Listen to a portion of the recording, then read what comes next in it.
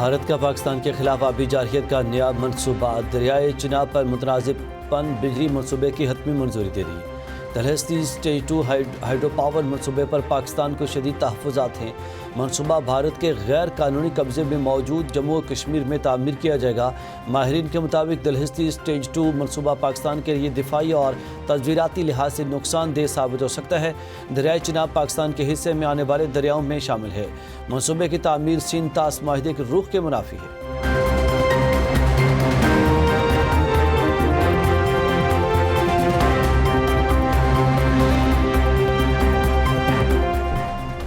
پاکستان نے اسرائیل کا صومالی لینڈ کو آزاد ریاست تسلیم کرنے کا اعلان مسترد کر دیا۔ وفاقی جمہوریہ صومالیہ کی حمایت کا اعادہ۔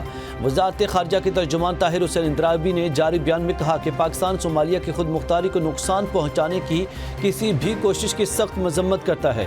ایسی غیر قانونی اور اشتعال انگیز کارروائیاں بین الاقوامی قانون کی کھلی خلاف ورزی ہیں۔ پاکستان کا عالمی برادری سے ایسی کارروائیاں رد کرنے کا مطالبہ۔ ترجمان دفتر خارجہ نے کہا، دنیا اسرائیل کو خطے میں امن و استحکام کی کوششوں کو نقصان پہنچانے سے روکے۔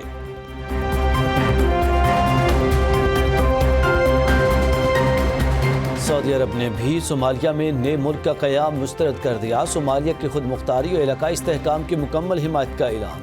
سعودی وزارت خارجہ سے جاری بیان میں کہا گیا کہ صومالی سرزمین نئی ریاست کو مسترد کرتے ہیں۔ صومالیہ میں یک طرفہ علیحدگی کی کوشش قانون کی خلاف ورزی قرار۔ سعودی عرب کی جانب سے صومالیہ کے ساتھ قانونی تعاون جاری رکھنے کا عزم۔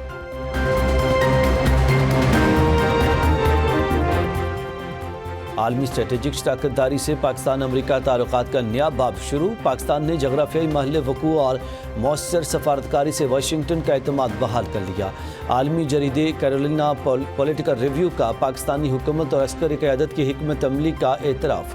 جریدے نے لکھا کہ 2025 میں پاکستان نے عالمی سیاست میں دوبارہ اہم مقام حاصل کیا۔ پاک امریکہ تعلقات میں تبدیلی عالمی میڈیا کی توجہ کا مرکز بن چکی۔ مئی میں پاک بھارت کشیدگی نے پاکستانی دفاعی صلاحیت اور ساکھ کو مضبوط کیا۔ امریکہ کی نظر میں پاکستان کی جنوبی ایشیا، خلیج اور وسط ایشیا کے مابین کلیدی پل کی حیثیت ہے۔ عالمی جریدے نے پاکستانی بندرگاہوں بالخصوص بلوچستان میں گوادر پورٹ کو بڑا اثاثہ قرار دے دیا۔ کیرولینا پولیٹیکل ریویو نے مزید لکھا کہ پاکستان نے سی پیک کے ساتھ کثیر الجہتی توازن برقرار رکھا، قومی مفاد کی بنیاد پر نئے معاشی راستے کھولے۔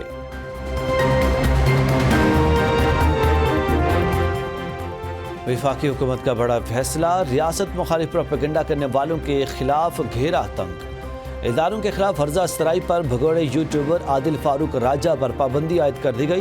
حکومت نے انسداد دہشت گردی ایکٹ کے تحت پابندی لگائی۔ عادل فاروق راجہ کا نام 4 شیڈول اور کالعدم افراد کی فہرست میں شامل۔ وزارت داخلہ نے نوٹیفیکیشن جاری کر دیا۔ وزارت داخلہ کی جانب سے جاری بیان میں عادل فاروق راجہ کا طرز عمل پاکستان کی خود مختاری اور قومی مفادات کے منافی قرار دیا گیا۔ عمران فاروق کو کس نے مارا؟ وہ MQM میں ہیں، PSP میں ہیں، اور میں بتاؤں گا ساتھیوں کو عنقریب۔ میں بتاتا ہوں عمران فاروق کو الطاف حسین نے مارا ہے۔ یہاں کسی کو فون کیا کہ تمہارے قائد کو پریشان کرتا ہے، انہوں نے پلان کر لیا اور پلان کر کے جا کر عمران فاروق کو مار دیا۔ ساری ڈیٹیل ہے ہمارے پاس۔ لندن میں متحدہ کے رہنما عمران فاروق کو بانی MQM نے قتل کروایا۔ عمران فاروق کو قتل کر کے بانی MQM کو سالگرہ کا تحفہ دیا گیا۔ بانی متحدہ لاشوں پر آئٹم سانگ کرتے ہیں۔ عمران فاروق کے قتل کی ساری تفصیلات ہمارے پاس ہیں۔ متحدہ قومی موومنٹ کے رہنما مصطفیٰ کمال کی پریس کانفرنس میں سنسنی خیز انکشافات۔ مصطفیٰ کمال نے کہا کہ بانی MQM 25 سال سے بھارتی خفیہ ایجنسی را سے پیسے لے رہا تھا۔ متحدہ رہنما کا کہنا تھا کہ عمران فاروق کی بیوہ کی میت پر ڈرامہ کیا جا رہا۔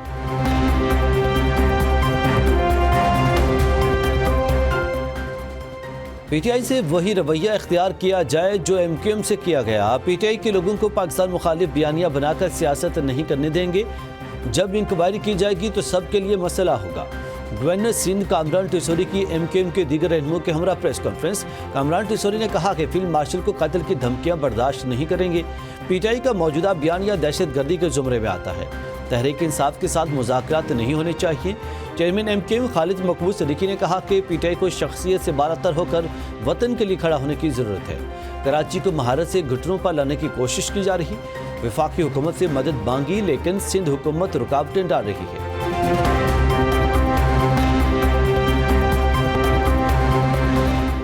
मुल्क के मुख्तलिफ शहर शदीद धुंध के लपेट में, हर मंजर धुंधला गया। हद निगाह मुतासर होने से मोटरवेज मुतअद्दिद मकामात से बंद। M2 पर लाहौर से कोट मोमिन तक ट्रैफिक का दाखिला ममनू। M3 पर फैजपुर से दरखाना तक नो एंट्री का बोर्ड अवेजा।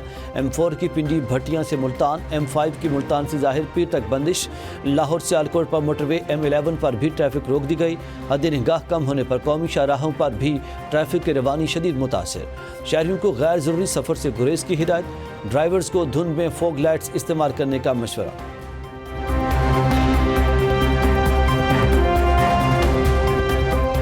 महकमा मौसमियात ने बादल बरसने की नवीद सुना दी। बारिश बरसाने वाला सिस्टम कल से पाकिस्तान में दाखिल होगा।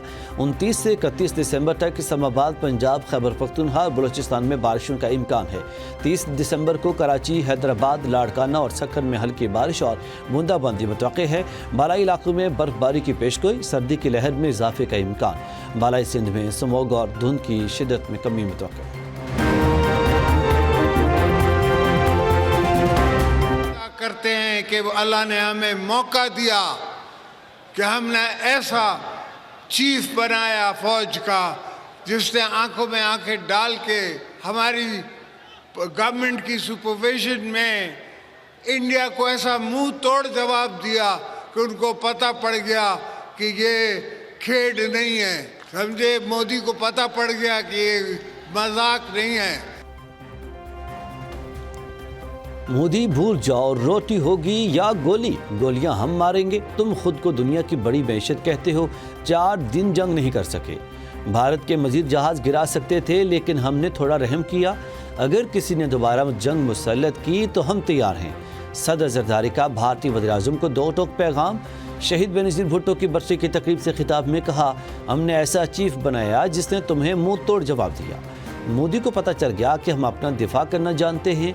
तुम वो दिल गुर्दा कहाँ से लाओगे जो हमारे फौजी सरबराह का है। मिलिट्री सेक्रेटरी ने कहा कि जंग शुरू हो गई है, बंकर में चलें। मैंने कहा मर्द मैदान में मरते हैं, बंकरों में नहीं। हम लड़ना नहीं चाहते। कोई मैली आंख से देखेगा तो याद रखे, हमारा चीफ इनको नाकू चने चबवा देगा।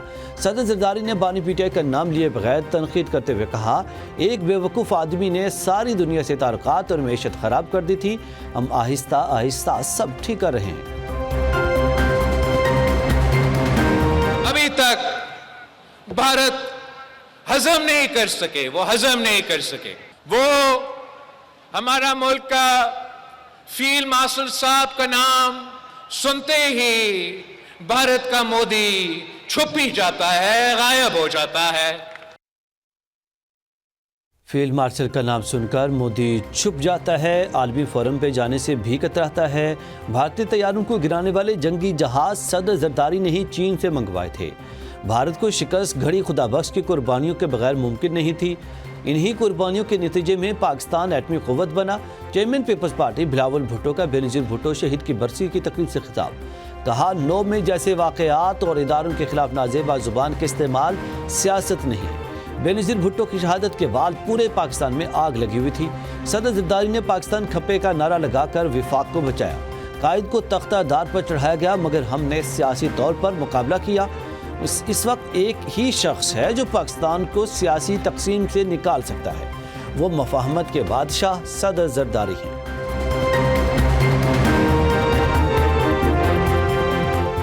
साबिक वज़ीर ख़ज़ाना और governor state bank doctor Shamshad Akhtar इंतकाल कर गईं। नमाज जनाजा आज बाद नमाज ज़ोहर कराची में अदा की जाएगी। Doctor Shamshad Akhtar state bank की पहली खातून गवर्नर थीं। बैंकारी का कौमी और बैन अल-अक़वामी वसी तजर्बा हासिल था। सदर और वज़ीर-ए-आज़म और चीफ ऑफ डिफेंस फोर्सेस का इजहार अफसोस। कहा, डॉक्टर शमशाद अख्तर ने मुआशी मैदान में पाकिस्तान के लिए गिरां कदर खिदमात दी।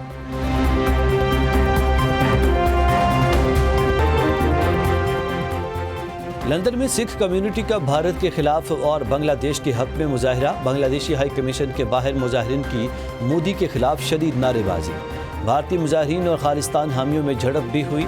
बरतानवी पुलिस ने फौरी मुदाखलत करते हुए दोनों ग्रुपों को अलग कर दिया। मुजाहिरीन का कहना था कि बांग्लादेशी तलबा रहनुमा उस्मान हादी का कत्ल इनकलाब का सबब बनेगा। भारत के टुकड़े टुकड़े हो जाएंगे। एहतजाजी शुरका ने कहा कि भारत का असल चेहरा दिखाने वालों को कत्ल किया जा रहा है।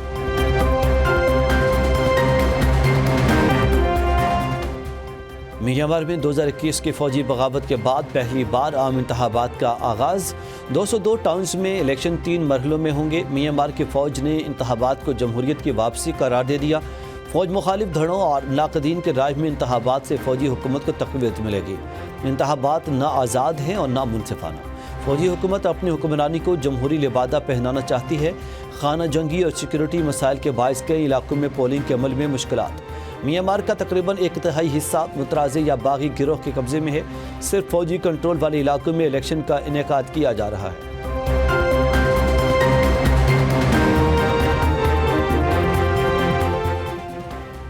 और कराची में 18वीं आलमी उर्दू कॉन्फ्रेंस का तीसरा रोज़ तकरीब इल्म अदब और तहजीबी रंगों से मुअत्तर। मुख्तलिफ सेशंस में फ़िक्र व फ़न के चिराग रोशन। कॉन्फ्रेंस में कलम की खुशबू और इजहार की हरारत नुमायाँ दिखाई दी।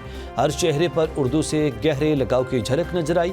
शुरका की कॉन्फ्रेंस के इनेकाद की तारीफ़। कहा, ये महज एक तकरीब नहीं बल्कि ज़ुबान, शनाख्त और तहजीब का जश्न है।